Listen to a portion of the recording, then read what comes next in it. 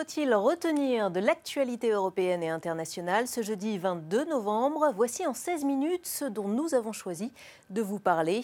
Bienvenue dans Euronews Soir.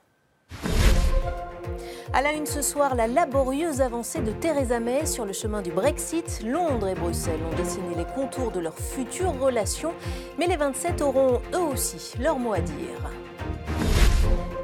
Carlos Ghosn n'est plus à la tête de Nissan. Le constructeur japonais l'a évincé après 20 ans de règne. Mitsubishi risque fort d'en faire autant dans quelques jours. Coup d'envoi de la campagne électorale en République démocratique du Congo pour élire le successeur de Joseph Kabila. Une campagne pleine d'incertitudes sur fond de violence et d'épidémie d'Ebola. Et puis, avis aux fans, en fin de journal, nous irons du côté du Grand Palais entrevoir l'exposition consacrée à Michael Jackson et à son influence. Mettre un terme à 45 ans d'union avec l'UE, c'est ce qui occupe jour et nuit Theresa May. Après l'accord sur les termes du divorce, les négociateurs britanniques et bruxellois en ont scellé un autre. Il concerne cette fois l'après-Brexit. Les explications de Guillaume Petit. Theresa May entame son sprint final. Si beaucoup d'obstacles semblent avoir été franchis à Bruxelles, il lui en reste encore plusieurs devant elle. Le premier, la Chambre des communes. Devant les députés, cet après-midi, la Première ministre britannique a assuré le service après-vente d'un accord conclu avec l'Union européenne qu'elle juge bon pour le Royaume-Uni. Les négociations entrent désormais dans un moment crucial et tous nos efforts doivent se concentrer sur un travail avec nos partenaires qui nous permettra d'amener ce processus à terme dans l'intérêt de notre peuple. Les Britanniques veulent que l'accord soit scellé, ils veulent un bon accord qui prépare un brillant futur.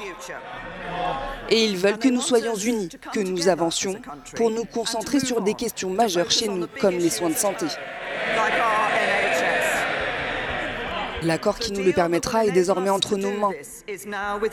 Les 72 prochaines heures seront cruciales. Je ferai tout pour le donner au peuple britannique.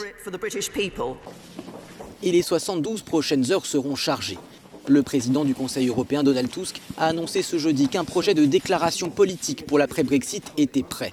Un document qui s'ajoute au traité de retrait et qui a été transmis aux capitales européennes. Il sera désormais soumis au vote des chefs d'État et de gouvernement des 27 lors d'un sommet extraordinaire dimanche. Il va notamment falloir convaincre l'Espagne, dont le Premier ministre fait pression sur la question de l'enclave de Gibraltar. L'un des derniers obstacles à franchir et pas des moindres, à un peu plus de 4 mois du départ britannique. Que pensent les Britanniques de tout cela? Notre correspondant Damon Embling est allé à Southampton, une ville qui a majoritairement voté pour le Brexit. Voyez son reportage. Southampton, le premier port pour paquebot du Royaume-Uni, est l'un des plus importants centres de fret maritime. 250 000 habitants vivent dans cette ville du sud de l'Angleterre qui dispose de liens solides avec l'Europe et le reste du monde. Mais c'est aussi une ville qui veut sortir de l'Union européenne. Lors du référendum de 2016, près de 54% des électeurs ont voté en faveur du Brexit. Pourquoi et que pensent les gens de l'accord de Theresa May maintenant sur la table? Emma Janes gère à Southampton un salon de toilettage pour chiens. Être membre de l'Union européenne ne lui convenait pas. Elle a voté pour le Brexit. Jusqu'à présent, tout ça est un peu ridicule. J'étais pour, mais je ne sais pas vraiment ce qu'ils vont faire et comment ça va finir. Mais chapeau à Theresa May qui continue d'essayer. Certains quartiers de Southampton figurent parmi les plus pauvres d'Angleterre. Millbrook est l'un d'eux et c'est là que vit John McAllen depuis 60 ans. John McAllen a 82 ans et comme beaucoup d'électeurs, il veut que la politique sur l'immigration change. Si les Européens viennent en vacances, nous sommes évidemment très heureux de les voir. Nous le sommes aussi s'ils apportent des compétences, mais nous ne le sommes pas s'ils font du tort à nos travailleurs. Et c'est là une grande partie du problème. Alors que les Européens s'apprêtent à ratifier l'accord obtenu par Theresa May après de longues négociations, certains électeurs commencent à perdre patience. Que pensez-vous de tout ce qui se passe autour du Brexit aujourd'hui? Je n'en peux plus, je n'en dis pas plus, sinon je serai grossière. On a beaucoup de problèmes, on devrait s'en occuper avant de penser aux problèmes des autres. Honnêtement, je n'y comprends pas grand-chose. On en fait des tonnes, mais je ne comprends pas vraiment. Alors, les électeurs de Southampton sont-ils allergiques à l'Europe ou bien s'agissait-il plutôt d'un vote de protestation contre le faible niveau de vie ? Il y a eu un afflux d'immigrants dans la ville, surtout parmi les étudiants et les jeunes, et cela a coïncidé avec le déclin des industries traditionnelles, des chantiers maritimes, etc. En outre, Southampton a été frappé par la récession mondiale, par l'austérité, et cela n'a fait qu'accentuer l'insatisfaction et la désillusion. Southampton veut le Brexit, mais le divorce n'arrive pas aussi vite que les électeurs l'auraient voulu, et l'avenir s'annonce compliqué pour le port du sud de l'Angleterre. La décision est tombée tel un coup près. Nissan ne veut plus de Carlos Ghosn à sa tête. 4 jours après son arrestation, le conseil d'administration l'a unanimement limogé. Le récit de Romain Gauguelin. C'est dans le centre de détention de Katsushika, au nord de Tokyo, que Carlos Ghosn a appris qu'il était limogé. Le conseil d'administration de Nissan a décidé ce jeudi de l'écarter de son poste de président du géant de l'automobile japonais.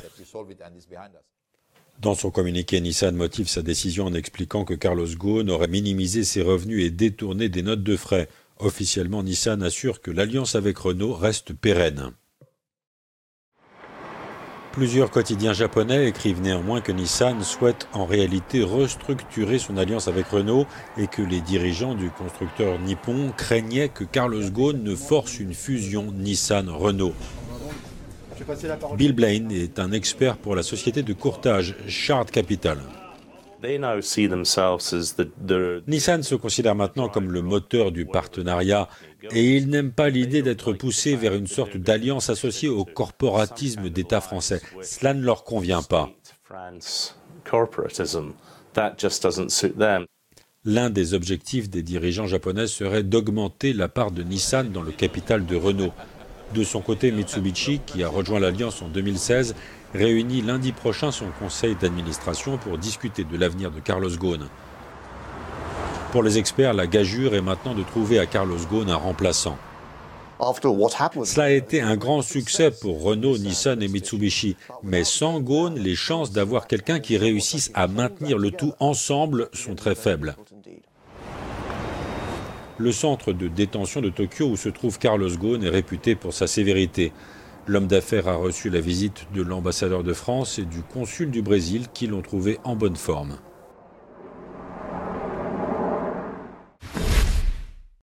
L'enjeu est historique, permettre une transition sans effusion de sang pour la première fois depuis l'indépendance en République démocratique du Congo.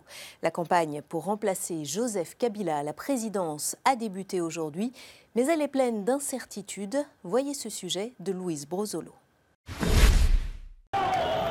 Après 2 ans de report, d'attente et de tension, c'est une campagne électorale à haut risque qui s'ouvre en République démocratique du Congo pour la tenue d'un triple scrutin, présidentiel, législatif et local. 21 candidats briguent la succession du président Joseph Kabila, resté 18 ans au pouvoir. Le chef de l'État a lui choisi son dauphin, Emmanuel Ramazani Shadari. Une candidature qui divise. Cet ancien ministre est proche du président et considéré comme l'un des responsables de la répression dans les manifestations anti-Kabila. Moi, président, je m'engage à approfondir et poursuivre les réformes des forces armées, de l'ordre et de la sécurité par l'application stricte des lois existantes. Pour faire front, l'opposition avait choisi un candidat commun, Martin Fayoulou, fer de lance de la mobilisation contre un 3e mandat de Kabila. Accueilli en héros à Kinshasa, je rends grâce à Dieu et je remercie le peuple congolais. Il devra finalement faire sa campagne sans 2 poids lourds de l'opposition, Félix Tshisekedi et Vital Kamerhe, qui font finalement cavalier seul. Les défis pour la tenue d'élections crédibles le 23 décembre prochain sont immenses dans ce pays qui n'a jamais connu de transition pacifique. La Commission électorale nationale indépendante doit d'ores et déjà faire face à des suspicions de listes électorales et de machines à voter truquées. Un début de campagne également perturbé par la double menace au Nord Kivu. La région doit faire face à des attaques de groupes armés et une épidémie d'Ebola qui a déjà fait plus de 200 morts. 2 semaines après le début du terrible incendie qui continue d'endeuiller la Californie, la pluie est tombée en abondance. Une aide pour dompter les flammes, mais pas pour retrouver les dépouilles des victimes. Romain Gauguelin. La pluie tombe enfin sur la Californie qui lutte depuis 15 jours contre Camp Fire, l'incendie le plus meurtrier qu'ait jamais connu l'État américain en bordure de l'océan Pacifique. Revers de la médaille, les intempéries pourraient provoquer des glissements de terrain. Cela ne va sans doute pas l'éteindre complètement, mais cela va le ralentir et nous aider à terminer les opérations. D'un autre côté, la boue va compliquer les recherches des victimes. Cela va être glissant là-haut. Camp Fire s'est déclaré le 8 novembre dernier dans le comté de Butte, au nord de la Californie, et il a notamment détruit entièrement la ville de Paradise. Selon les autorités californiennes, le feu est désormais contenu à 85%. Le bilan provisoire s'est aggravé et atteint désormais 83 morts et 563 personnes portées disparues. Camp Fire a détruit plus de 62 000 hectares et 13 500 maisons dans le nord de la Californie.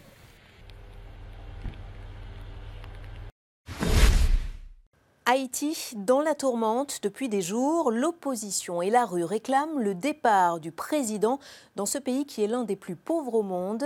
Le récit de Maxime Bios-Duplan. 3 jours de violence en Haïti.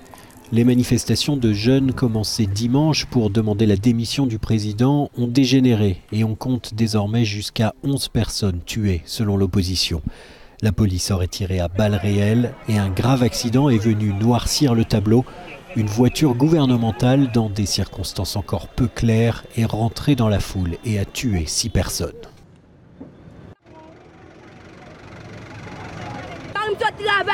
Mon mari sortait de son travail. Ils m'ont dit qu'il y avait eu un accident et qu'il y avait des morts. Je suis sortie pour voir et j'ai vu mon mari mort là-bas. Les manifestations avaient commencé pour dénoncer les promesses non tenues du président Jovenel Moïse et l'impunité des anciens ministres mouillés dans le scandale Petrocaribe, du nom de ce programme d'aide lancé par Hugo Chavez et dont des fonds ont été détournés en Haïti. On croirait à un scénario de film et pourtant l'histoire est bien réelle. Un jeune Américain qui s'était mis en tête d'aller évangéliser une tribu indienne vivant en autarcie y a laissé sa vie. Le récit de Maxime Bios-Duplan. Il voulait évangéliser les Sentinelles, cette tribu ancestrale qui vit recluse depuis des milliers d'années sur une île de l'océan Indien. John Chao en a payé de sa vie. Ce jeune voyageur américain préparait son projet en secret, mais arrivé sur la plage au contact de la population de l'île, il a reçu une volée de flèches et est mort sur le coup. Son corps aurait été enterré dans le sable. Un groupe de pêcheurs avait accepté de l'emmener sur l'île, pourtant interdite d'accès depuis toujours par l'Inde, qui en a la propriété. Ces images sont quasiment les seules de la tribu pré-néolithique des Sentinelles, qui vit recluse du monde moderne depuis 60 000 ans. Une mission a été lancée pour tenter de retrouver le corps de John Chao, mais les espoirs de le récupérer sont quasi nuls.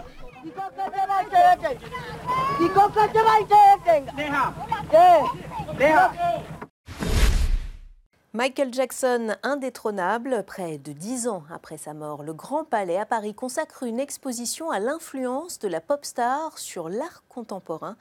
En voici un aperçu. Michael Jackson, une source d'inspiration pour les artistes contemporains, c'est le pari de cette exposition qui vient d'ouvrir ses portes au Grand Palais à Paris. Outre son influence musicale incontestable de son vivant, mais aussi depuis sa mort en 2009, le roi de la pop a laissé une empreinte forte chez beaucoup de plasticiens, d'Andy Warhol à David Lachapelle, en passant par la chorégraphe Raphaël Delaunay. Androgyne, transethnique, Michael Jackson était une sorte de mutant, de quoi fasciner et fédérer plusieurs générations d'artistes, aujourd'hui réunis pour cette expo, passée par Londres et qui ouvre ses portes à Paris ce vendredi. L'événement devrait plaire aux amateurs d'art contemporain comme aux fans de l'icône moderne, Michael Jackson.